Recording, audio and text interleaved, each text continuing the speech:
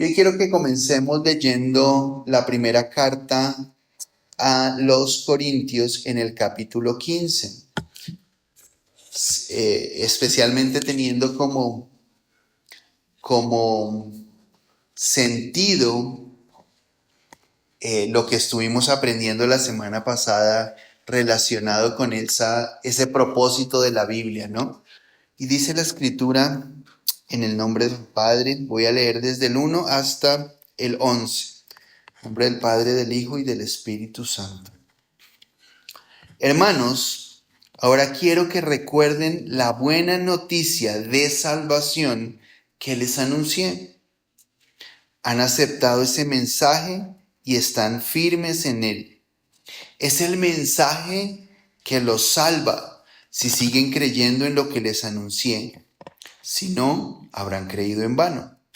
Les he comunicado el mensaje que recibí, del cual les he dicho lo más importante, que Cristo murió por nuestros pecados, tal como dicen las Escrituras, que fue enterrado y al tercer día resucitó, como dicen las Escrituras, y que se apareció a Pedro y luego a los 12. Después se apareció a más de 500 hermanos al mismo tiempo. Muchos de ellos todavía están vivos, otros ya han muerto. Luego Cristo se apareció a Santiago y de nuevo a los apóstoles.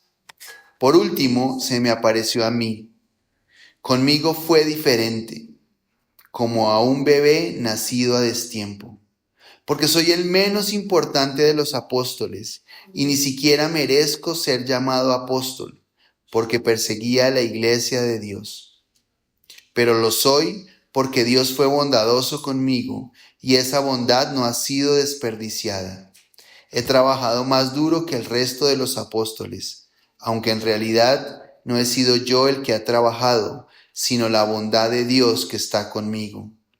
Entonces no importa si el que anuncia soy yo o los otros apóstoles, todos anunciamos ese mismo mensaje que ustedes han creído. La Biblia es un texto muy importante y aquí está diciéndonos cuál es la esencia y la razón de lo que se escribió en la Biblia, ¿sí? Y de alguna manera es la síntesis de qué es ese elemento central que está a través de toda la Biblia. Porque no podemos perder de vista que hay un solo tema que atraviesa toda la Biblia. Y ese tema que atraviesa toda la Biblia es la redención o la salvación. Ese es el tema que va desde que se empezó en Génesis hasta que termina en Apocalipsis.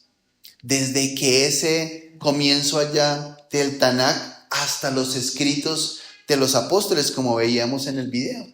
Ese es el tema que articula toda la Biblia. Y veíamos la semana pasada cómo esa escritura fue escrita por muchas personas diferentes. 40 personas diferentes escribieron la Biblia, pero todas ellas mantenían el mismo tema. Y ese es el valor de la escritura, que tiene una unidad centrada en la salvación, en la historia de amor de Dios por nosotros, centrado en Jesús, el Hijo de Dios, la manifestación de Dios con nosotros. Por eso decía en Isaías, Emmanuel, que significa Dios con nosotros, la manifestación de Dios en medio nuestro. Y ese es el tema. El tema central es la salvación. Y es lo que nos está diciendo la primera carta a los Corintios, ¿sí? ¿Cuál es ese tema central? Y se evidencia ese tema en la segunda carta a Timoteo. La semana pasada estuvimos hablando ese mismo tema. Vamos a la segunda carta a Timoteo, capítulo 3, versículo 15. Y dice en el versículo 15, Pablo le está escribiendo a Timoteo, y era un niño como los niños que hoy están aprendiendo la escritura. Le dicen, Versículo 15. Desde niño conoces las sagradas escrituras que te pueden hacer sabio. Esta sabiduría te lleva a la salvación a través de la fe en Jesucristo. La Biblia nos lleva a la salvación, ¿sí? Es la Biblia la que nos guía al camino para ser salvos. Dice, puede hacerte sabio para la salvación. En la versión Reina Valera del 60 dice, te dan sabiduría para recibir la salvación. Perdón, en la Nueva Traducción Viviente dice, dan la sabiduría para recibir la salvación. En Reina Valera del 60 dicen, hacerte sabio para la salvación. Es la Escritura la que nos permite llegar a la salvación, porque nos muestra a Jesús. Y así podemos creer, tener fe y confiar en Jesús. Jesús es esa base de la salvación, ¿sí? Y Pablo les está explicando a los corintios que esa es la base de la salvación, ¿sí? Y cuando les dice qué es lo esencial, qué es lo que necesitan saber con relación a la salvación, se lo pone en dos cosas. En el capítulo 15, versículos del 3 al 6, porque le está hablando de la salvación y de las buenas nuevas o del evangelio. ¿Cuáles son las dos cosas que necesitamos saber que hacen parte del evangelio, que nos explica en la escritura a lo largo de todo el recorrido desde que lo prometió en Génesis 3:15? Y están aquí las dos cosas súper sencillas. Y es lo que vale la pena sintetizar de una manera muy clara. ¿Qué es el evangelio? Dos cosas súper sencillas. Número uno, que Jesús murió por nuestros pecados, conforme a las Escrituras. Esa es la primera cosa. Ese es el evangelio, que Jesús murió conforme a las Escrituras. Y murió no como cualquiera que muere, ¿cierto? Sino que murió por nuestros pecados, ¿sí? Y ese es un elemento importante. No es solo que murió, no es que Jesús murió, no, que Jesús murió por nuestros pecados. ¿Y cuál es la segunda cosa súper importante? Que Jesús fue sepultado y resucitó conforme a las Escrituras. Y luego menciona ahí precisamente el testimonio de Pedro, de los 12, luego de 500 personas y luego finalmente de Pablo. Entonces, el evangelio son dos cosas. Saber, pero no solo saber y vamos a mirarlo a profundidad, es creer. Creer que Jesús murió por nuestros pecados. Pero no quedó muerto. No quedó allí, sino que resucitó conforme a las Escrituras. Y allí se demuestra la intención de Pablo que vemos allí, es que habían testigos. O sea, no solo fue una historia de que resucitó, no, lo vieron. Y había testigos de que lo vieron. Y testigos no solamente los 12 que podían ponerse de acuerdo, no. Por eso él dice 500 personas. Y luego yo lo vi.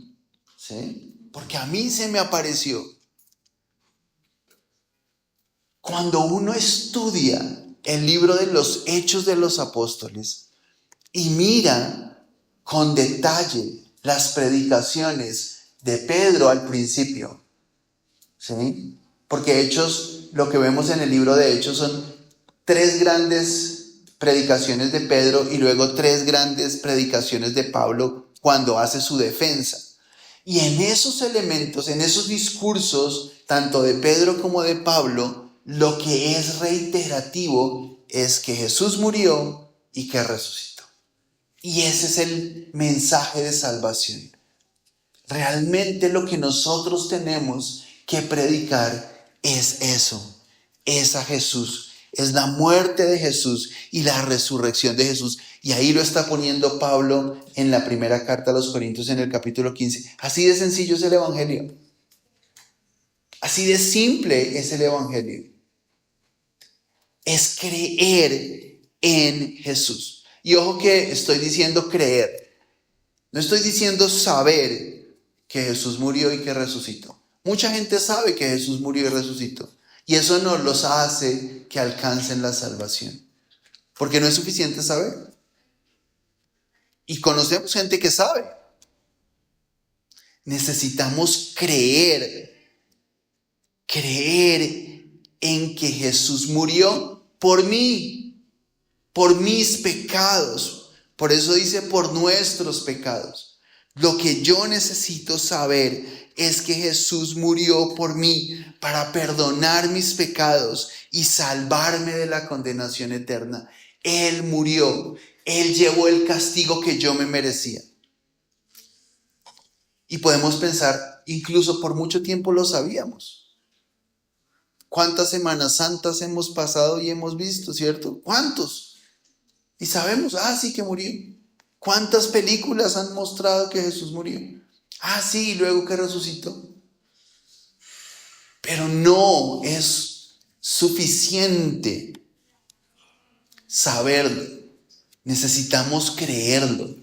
Necesitamos estar convencidos. Tenemos que poner nuestra fe en Jesús como nuestro Salvador. Es aferrarnos a Él, como se aferra a alguien a una tabla cuando se está ahogando. Sí, de esa manera es que tenemos que creer en Jesús. Porque es la única posibilidad que tenemos de salvarnos. A veces pensamos que Jesús es una alternativa, ¿cierto? Entre muchas cosas. Sí, hay muchas otras. Sí, yo sé que es Jesús.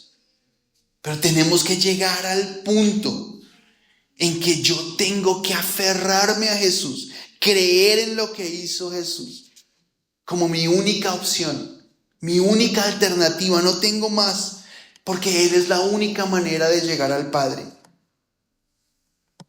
No como un de pronto. Sí, de pronto. Yo creo en Jesús, sí, de pronto voy a creer en Jesús. No, sino como mi todo, mi única alternativa, mi opción. La única posibilidad que yo tengo, mi única esperanza. Y yo quiero animarles a que nos aferremos a la fe en Jesús de esa manera, como lo único. Como dicen, de pies y manos, ¿cierto? Agarrarnos a Jesús. Creer en que lo que Él hizo, lo hizo por mí. Eso va a cambiar radicalmente la forma en la que yo consigo la obra de salvación. Y es lo que me va a permitir a mí llegar a ser salvo. Llegar a ser hijo de Dios. A veces hemos puesto muchas cosas y muchos pasos. Pero es así de sencillo como creer que Jesús murió por mis pecados conforme a las Escrituras y que resucitó conforme a las Escrituras. Si yo me aferro a eso, porque es lo que la Biblia me dice. Eso es lo que la Biblia me está diciendo. Yo leo los evangelios y eso es lo que encuentro. Que Jesús murió y que resucitó. Si yo lo creo de esa manera, es lo que me va a posibilitar realmente ser salvo, ser hijo de Dios. Santiago, vamos al libro de Santiago y vamos a mirar 2 versículos en el libro de Santiago. Santiago 1:18. Dios, por su libre decisión, nos dio nueva vida por medio del mensaje de la verdad, para que nosotros fuéramos lo mejor que se le ofrece a Dios de la creación entera. Dice, nos dio vida nueva vida por el mensaje de la verdad. Pero mire cómo dice en la versión Reina Valera. Dice, de su voluntad nos hizo nacer por la palabra de verdad. El nuevo nacimiento es por la palabra, a través de lo que hizo Jesús, porque es que la palabra es la que me permite creer en lo que hizo Jesús. ¿Sí? Y ese es un asunto supremamente importante, porque es la Biblia la que me permite a mí creer en Jesús para poder nacer de nuevo. Por eso es que yo no puedo separar la palabra de Dios del Evangelio. No puedo decir que la palabra no me salva. Aquí está, lo acabamos de leer, ¿sí? Nos hizo nacer por la palabra. El nuevo nacimiento llega por la palabra, a través de la fe en lo que hizo Jesús. ¿Sí? Es a través de lo que hizo Jesús. La palabra de Dios me posibilita creer en el Evangelio. Versículo 21. Por eso dejen toda esa mala conducta y todo el mal que tanto los rodea, y acepten con humildad el mensaje que Dios ha puesto en cada uno de ustedes. Ese mensaje tiene el poder para salvarnos. La palabra tiene el poder para salvarnos, me está diciendo ahí. En Reina Valera dice: la palabra puede salvar vuestras almas. ¿Cómo es que la palabra nos salva? Porque la palabra nos permite creer en lo que hizo Jesús. ¿Sí? Creer en lo que hizo Jesús. Por eso, fíjense cómo sigue Santiago. Santiago no la deja la cosa ahí, sino que dice en el versículo 22, pero no es suficiente con oír el mensaje de Dios. Hay que obedecerlo. Si solo lo oyen, sin hacer lo que dice, se están engañando a sí mismos. Yo solamente puedo obedecer aquello que he creído. ¿Sí? Por eso aquí está hablando de fe. Cuando habla de obediencia, está hablando de fe. Es la fe la que me permite a mí obedecer. La palabra me salva, dice aquí, si yo creo en ella. ¿Sí? Tengo que creer en ella. Y la manifestación de creer es la obediencia. No sé si me estoy haciendo entender. ¿Sí? El hilo. Es la manifestación. Por eso él dice, tienen que obedecerla. Si solo la oyen. Y eso es lo que a veces pasa. Se oye y se sabe. Ah, sí. Insisto otra vez como decía antes. Ah, sí, Jesús murió. ¿Y cuánta gente sabemos? Uno sale a la calle a preguntar, ¿usted sabe que Jesús murió? Ah, sí. ¿Y sabe que resucitó? Ah, sí. Pero que murió y que resucitó por ti, eso es otra cosa. Creer eso es otra cosa. Y eso es lo que nos posibilita la palabra de Dios. Por eso es el valor de la palabra de Dios. ¿Sí? Y yo quiero que hoy veamos eso. Porque a mí me preocupa que a veces no se valore lo que es la palabra por concentrarse solamente en esa idea del Evangelio. Y el Evangelio y la palabra pues son uno solo. ¿Sí? Son uno solo. Es uno solo. Y se manifiesta en Jesús. ¿Cierto? Cuando Juan dice que el verbo se hizo carne, ese verbo es la palabra. ¿Sí? Ese verbo es la palabra. Como se traduce la Reina Valera lo traduce como verbo. Pero en todas las otras versiones se traduce como la palabra. Porque el original de esa palabra, verbo, es logos, en griego, que significa palabra. Y entonces, ¿por qué podríamos decir que Jesús es el Evangelio? Porque Él es la palabra. Es decir, es la manifestación de lo que se había prometido. ¿Cierto? Y entonces su actuación es lo que realmente se convierte en esa buena noticia. Porque evangelio viene de esa palabra griega evangelión, que significa buena noticia. Y cuando uno lo mira en inglés es tan bonito porque es gospel, ¿cierto? Es buena noticia. God spell, o sea, lo bueno que se dice, ¿cierto? Es esa, de ahí viene ese gospel, ¿cierto? Lo bueno que se dice, la buena noticia. Para nosotros es diferente nuestra traducción, no nos traduce de la misma manera literal como lo hace en inglés, pero es el mismo sentido de la palabra original. ¿Cuál es la buena noticia? La buena noticia es lo que hizo Jesús, es la obra de salvación, es que el reino de Dios se ha acercado. Y Dios quiere que empecemos a entender lo que significa el reino de Dios. Y es lo que yo siento que vamos a empezar a avanzar en próximos domingos, es qué realmente es el reino de Dios. Porque cuando Jesús dijo, el reino de Dios se ha acercado, y vino predicando, y nosotros somos parte del reino de Dios. Jesús vino para que fuéramos de su reino, y eso implica todo un cambio de la mentalidad.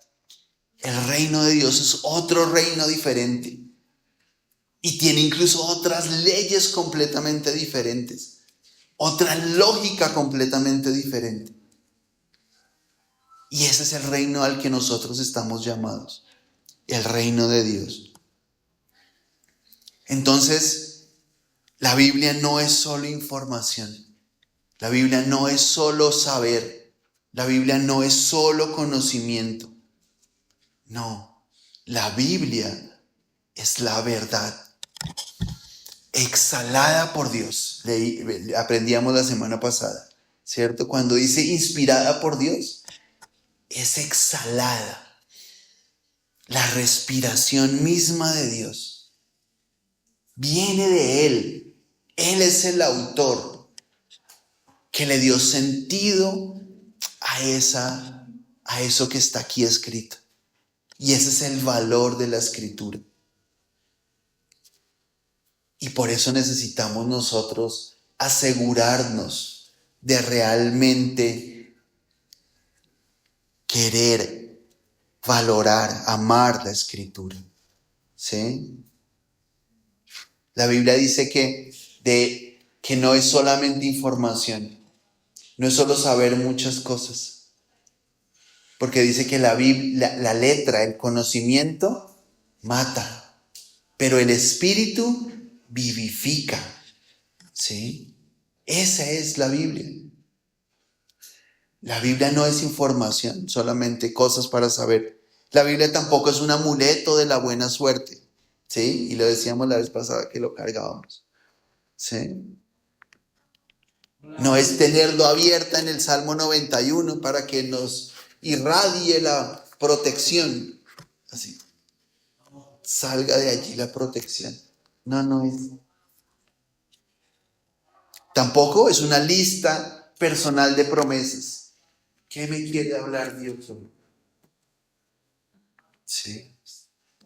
No es una lista de promesas porque, solo lo bueno que Dios me quiere decir. Pero cuando me confronta con mi realidad, cuando me dice que estoy haciendo mal, no, esa parte ya no gusta, ¿cierto? Las promesas encantan, las promesas maravillosas y uno se siente tan bien.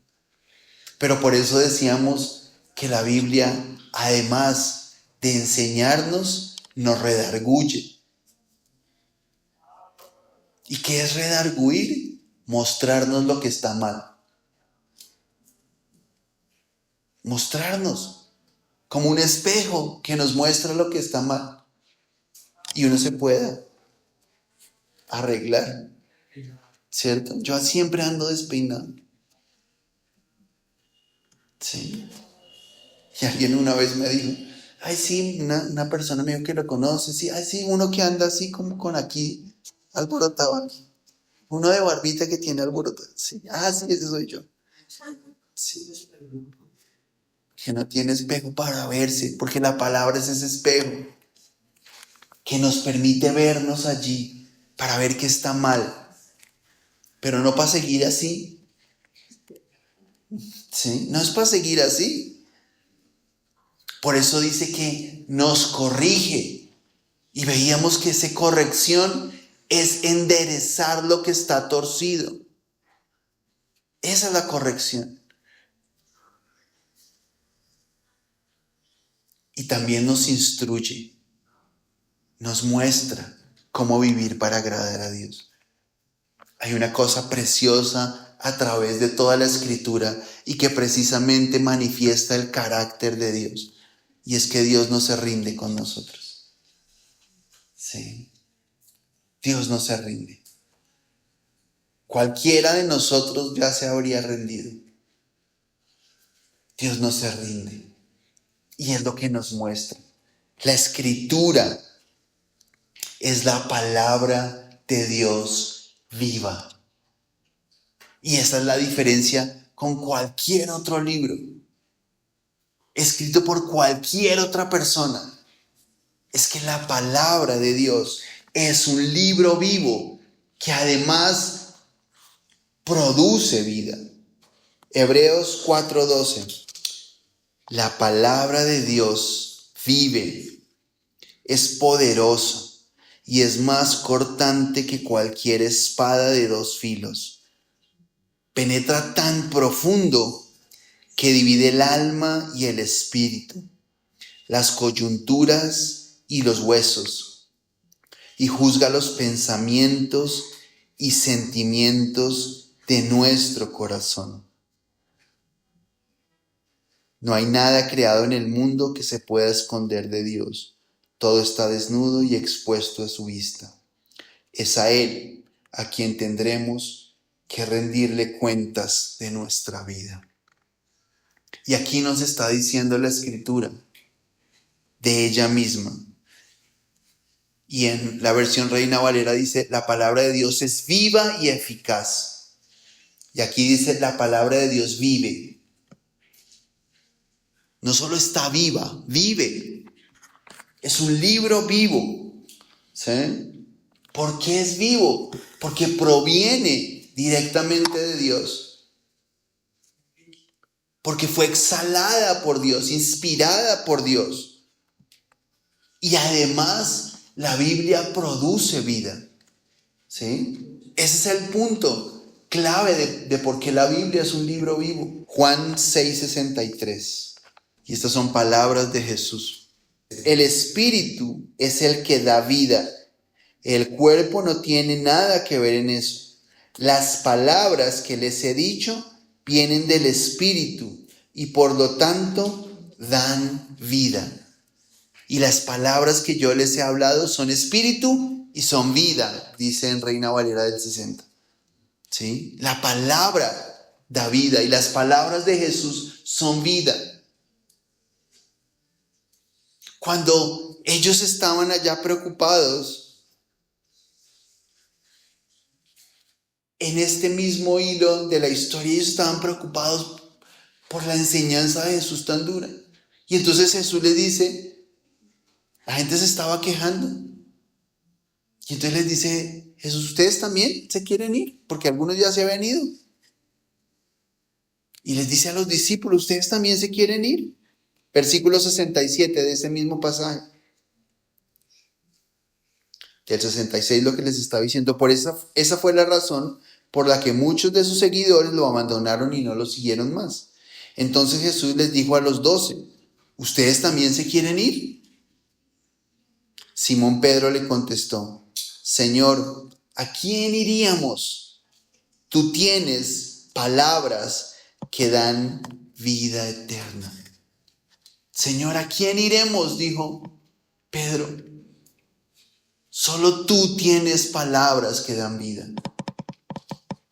La palabra de Jesús daba vida. Son palabras que tienen vida hoy, que pueden darnos vida, vida eterna, vida abundante. Saber que Él está con nosotros todos los días del mundo hasta el fin. Eso me da mi vida, me da esperanza, me da consuelo. Saber que Jesús murió por mí me anima. Saber que si Dios no escatimó a su propio Hijo, sino que lo entregó por nosotros, ¿cómo no nos dará también con Él todas las cosas? Me da vida, me da ánimo. Me da esperanza. Saber que si yo pido a Dios conforme a su voluntad, sé que Él me oye. Eso me da vida, me da ánimo. La palabra de Dios es una palabra viva. Y yo tengo que saber que no es cualquiera. No puedo menospreciarla. Es un libro vivo. Pero además, decía ahí en Hebreos, que es eficaz. La palabra de Dios es viva y eficaz. ¿Qué quiere decir eficaz? Que produce efecto. Que cumple siempre el propósito. ¿Cuál es el propósito? Enseña, redarguye, corrige e instruye. ¿Para qué? Para guiarnos a la salvación. Para que a través de creer en Jesús podamos ser salvos. La palabra siempre cumple con su propósito. Isaías 55:11. ¿Qué pasa con mi mensaje? Reina Valera dice, con mi palabra. No volverá a mí vacío, sino que hará lo que yo quiero y cumplirá bien el propósito para el que lo envío. La palabra de Dios no vuelve vacía, sino que cumple el propósito con el que Dios la ha enviado. ¿Por qué? Porque es eficaz. Eficaz significa que sirve. Y sirve bien. Entonces, cuando tengo dificultades, cuando tengo problemas, cuando hay circunstancias en mi vida, la Biblia me puede dar la respuesta. Y me da esperanza. Y me da la oportunidad de poder confiar en Dios. Y yo puedo confiar en Dios. Entonces la palabra es viva y es eficaz. Pero además dice que es como una espada de doble filo. Y esa expresión se utiliza muy a menudo. Nosotros utilizamos esa expresión, ¿no? Uy, cuidado que eso es de doble filo. Y cuando utilizamos esa expresión que es de doble filo, ¿qué quiere decir? Que nos devuelve, ¿cierto? Cuidado porque eso es de doble filo, eso es arma de doble filo. O sea, que usted la usa para el otro, pero se le devuelve. Y es de doble filo porque es hacia quien escucha como hacia quien predica. Y lo que yo estoy diciendo es para ustedes, pero también es para mí. Y el hecho de que yo lo diga no quiere decir que yo ya lo tengo dominado, ¿cierto? Sino que yo también estoy aprendiendo. Y que tengo que ser esa luz. Que tengo esa responsabilidad de ser esa luz. Y esa es la bendición. Siempre utilizamos esa expresión como con miedo, no como con desconfianza. Uy, eso es de doble filo. Pero aquí la utilizamos con la confianza, sí, va y vuelve. Y yo la doy y me bendice a mí también. ¿Sí? Es para mí también. Porque juntos crecemos, juntos estamos aprendiendo. Y además habla de la precisión. Una cosa de doble filo habla de la precisión. ¿Sí? Del cuidado que hay. La nuera de Consuelo tiene unos cuchillos en Canadá que son de un filo, pero aterrador. Es una cosa impresionante. Yo no he visto unos cuchillos con un filo como ese. Y yo me llevé un dedo y Mónica otro dedo y varios. ¿Sí? Y Consuelo decidió no usarlos, precisamente por el filo que tienen. Claro, eso corta una maravilla. Porque el filo tiene esa habilidad, ¿no? O sea, ese servicio. Es muy preciso, pero también es de mucho cuidado. No implica que hay que ser muy cuidadosos. Y el ejemplo es porque así es la Biblia, tiene filo, es preciso. y es contundente. Y a veces es tan contundente que nos golpea, ¿cierto? Y es como que nos sacude. Pero es así de preciso como debe ser.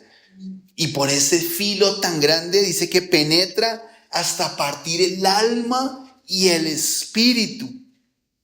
Llega hasta lo más profundo, hasta lo más íntimo.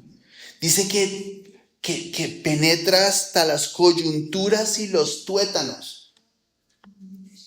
¿Sabe cuál es el tuétano? El tuétano es eso que hay dentro del hueso, ¿cierto?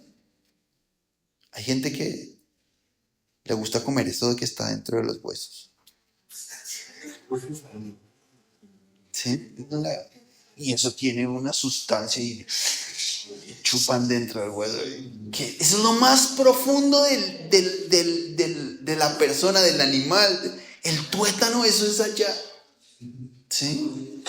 Que no dejan para el resto de la cadena alimenticia nada. ¿Sí? Se comen todo. Y es eso, lo más profundo. Imagínense, llega hasta lo más íntimo de cada persona. La palabra es personal. Lo que hablamos aquí, a tantos, a cada uno, toca en su mente y en su corazón. Llega hasta esa profundidad. Lo esencial. El tuétano habla de eso vital, de esa vida que está allá y nos permite revelar lo que somos. La Biblia nos muestra lo que somos y a veces nos incomoda, pero esa es la razón de la Biblia y ese es el valor de la palabra de Dios. Y si lo incomoda, es maravilloso y es buenísimo cuando hay gente que sale, uy, no me gustó la prédica de hoy, uy, eso es maravilloso. Eso es buenísimo. Porque cuando no le gustó, eso es algo que le está incomodando. Como que le pica, como cuando a uno le pican las etiquetas de la camisa. Sí, así, igualito. Sí, porque era con usted, sí, Señor. Es que es con usted. Entonces usted no se moleste y vuelva al otro domingo. Si no le gustó, vuelva al otro domingo. Que es con usted. Sí. Porque esa es la razón. Basta revelar lo profundo. Y luego dice por último que discierne los pensamientos y las intenciones del corazón. Muestra realmente lo que nosotros tenemos dentro. Las motivaciones. Llega hasta allá, hasta esas motivaciones. ¿Para qué? Para poder llevarnos a la fe en Jesús. Eso es lo que hace la Escritura. Tocar la motivación. Todos, siempre, al principio llegamos buscando la bendición. ¿Sí? Buscando la bendición. Y veníamos buscando la bendición. Esa era la motivación. Venimos a la iglesia. Ya toca ir a la iglesia porque para que Dios me bendiga. ¿Sí? Y buscábamos la bendición. Y entonces la palabra empieza a mostrarnos y a revelarnos la verdad. ¿Para qué? Para llevarnos a la fe en Jesús. Para que podamos creer que Jesús murió y creer que Jesús resucitó por mis pecados, para salvarme de la muerte eterna. Ese es el propósito de la Escritura. Esa es la razón de la Escritura. Y por eso es que yo tengo que leerla. Eso es tan importante. No sirve tenerla. Necesito leerla. Necesito leer la Biblia. Y a mí me llamó la atención, ahora que está tan de moda la inteligencia artificial, que se le preguntó a la inteligencia artificial. Y la pregunta que se le hizo a la inteligencia artificial es, ¿Tú con tu inteligencia recomendarías leer la Biblia? Le preguntaron a una máquina, a una inteligencia artificial, ¿tú recomendarías leer la Biblia? Y yo les voy a leer lo que contestó la inteligencia artificial. Sí, absolutamente. Y no lo digo como una respuesta intelectual, sino desde una comprensión profunda de lo que la Biblia representa para la humanidad. Te explico por qué. Número 1, porque la inteligencia artificial hace eso, ¿no? 1, 2, 3. Número 1, porque la Biblia transforma el corazón. A lo largo de la historia y aún hoy, millones de personas han encontrado en la Biblia esperanza, dirección y consuelo en los momentos más oscuros. Sus palabras no se quedan en la mente, tocan el alma. Por ejemplo, leer el Salmo 23, el Señor es mi pastor, o Mateo 11, 28, venid a mí los que estáis trabajados y cargados, tiene una fuerza que trasciende la razón, consuela y renueva. 2, porque ofrece sabiduría práctica para la vida. Aunque fue escrita hace miles de años, su enseñanza sigue siendo vigente. Habla de perdón, humildad, justicia, amor, servicio, dominio propio, administración del tiempo y de los bienes, crianza, liderazgo, amistad, honestidad. Es un manual para vivir con propósito y equilibrio. Por eso Santiago 1:22 dice, sed hacedores de la palabra y no tan solamente oidores. Y la inteligencia cita la Biblia.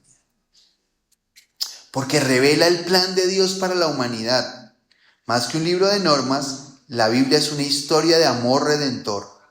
Desde Génesis hasta Apocalipsis muestra cómo Dios busca al ser humano, lo restaura y lo invita a una relación eterna por medio de Jesucristo.